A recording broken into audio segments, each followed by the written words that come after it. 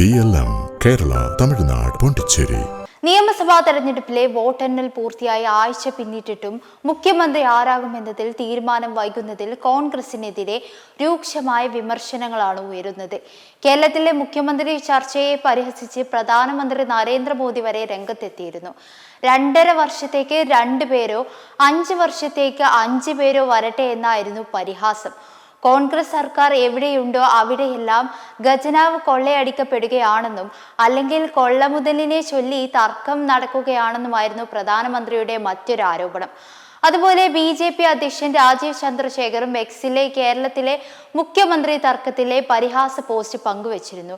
KC Venugopal കേരളത്തിൽ വേണമെന്ന് കേരള BJPയും ഡൽഹിയിൽ വേണമെന്ന് BJP ദേശീയ നേതൃത്വവും ആഗ്രഹിക്കുന്നുവെന്ന എക്സ് പോസ്റ്റ് പങ്കുവച്ചായിരുന്നു പരിഹാസം.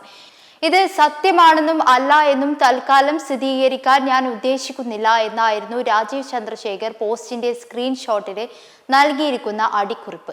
ചിരിക്കുന്ന ഇമോജികളും കുറിപ്പിനൊപ്പം ചന്ദ്രശേഖർ ചേർത്തിരുന്നു. അതേസമയം മുഖ്യമന്ത്രി തീരുമാനം വൈകുന്നതിൽ പരസ്യമായ അതൃപ്തി പ്രകടിപ്പിച്ചിരിക്കുകയാണ് മുസ്ലിം ലീഗ്.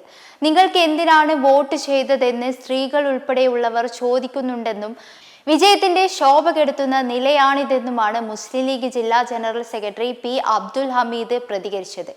എന്നാൽ തിരഞ്ഞെടുപ്പിൽ UDF വിജയത്തിനായി കഠിനാധ്വാനം ചെയ്ത മുസ്ലിം ലീഗിനെ കോൺഗ്രസ് കഴിയൊഴിയുകയാണെന്നാണ് പലരും വിലയിരുത്തുന്നത്. ലീഗിന്റെ സഹായമില്ലാതെ ഭരിക്കാമെന്ന് നില വന്നതോടെ കോൺഗ്രസ് നേതാക്കൾ പരസ്യ പ്രസ്താവനകളുമായി രംഗത്തെത്തിയെന്നാണ് വിലയിരുത്തൽ.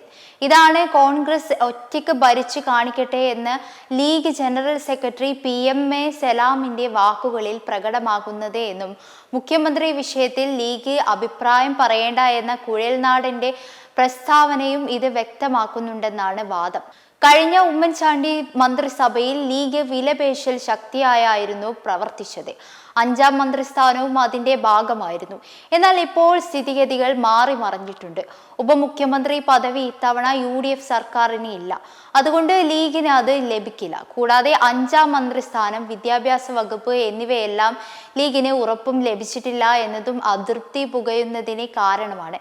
അതേസമയം വിദ്യാഭ്യാസ വകുപ്പ് ലീഗിന് നൽകരുതെന്ന് ചില സാമുദായിക സംഘടനകൾ കോൺഗ്രസിനോട് ആവശ്യപ്പെട്ടതായാണ് വിവരം.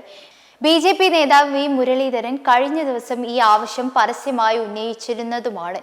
കോൺഗ്രസിലെ ഒരു വിഭാഗവും ഇതേ ആവശ്യം ഉന്നയിച്ചതായും വാർത്തകൾ വന്നിരുന്നു.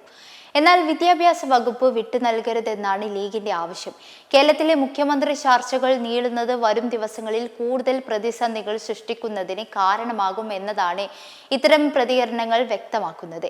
എന്നാൽ മുഖ്യമന്ത്രിയെ തീരുമാനിക്കുന്നതിൽ ജനവികാരവും ഘടകകക്ഷികളുടെ അഭിപ്രായങ്ങൾ അടക്കം ഹൈക്കമാൻഡ് പരിഗണിക്കുന്നുണ്ടെന്നാണ് K. മുരളീധരൻ അടക്കമുള്ളവർ വ്യക്തമാക്കിയത്.